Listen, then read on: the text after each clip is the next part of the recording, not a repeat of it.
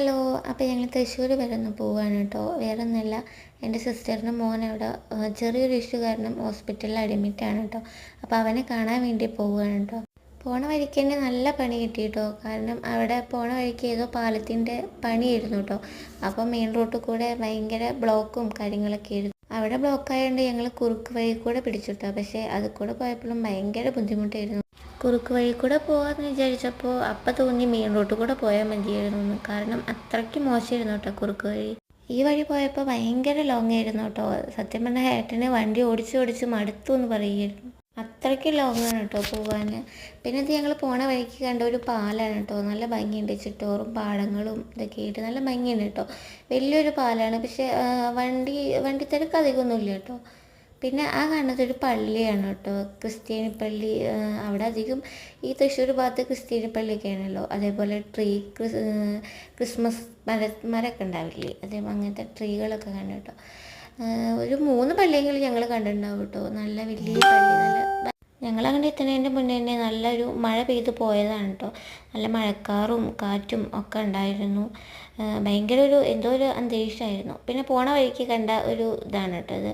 പുലിയും അതേപോലെ ആനയും സിംഹമൊക്കെ ആയിട്ടൊരു ബൊമ്മകളിങ്ങനെ വെച്ചിരിക്കണ കണ്ടു കേട്ടോ. ദർശിട്ട വണ്ടി കയറിയപ്പോൾ തന്നെ നല്ല ഉറക്കമായിരുന്നു കേട്ടോ. പിന്നെ പകുതിക്ക് എത്തിയപ്പോഴത്തേനും അവൻ എണീറ്റു. പിന്നെ എണീറ്റിട്ട് ഇങ്ങനെ നോക്കുകയാണ് എങ്ങോട്ടാണ് പോവുന്നത്. അവൻ സത്യം പറഞ്ഞാൽ ഇവിടെ നിന്ന് ഇറങ്ങുമ്പോൾ ഉറങ്ങിയിട്ടായിരുന്നു. അപ്പോൾ വണ്ടിയിൽ നിന്ന് എണീക്കുമ്പോൾ നോക്കുകയായിരുന്നു എവിടേക്കാണ് പോയി എന്നൊക്കെ നോക്കുക കേട്ടോ.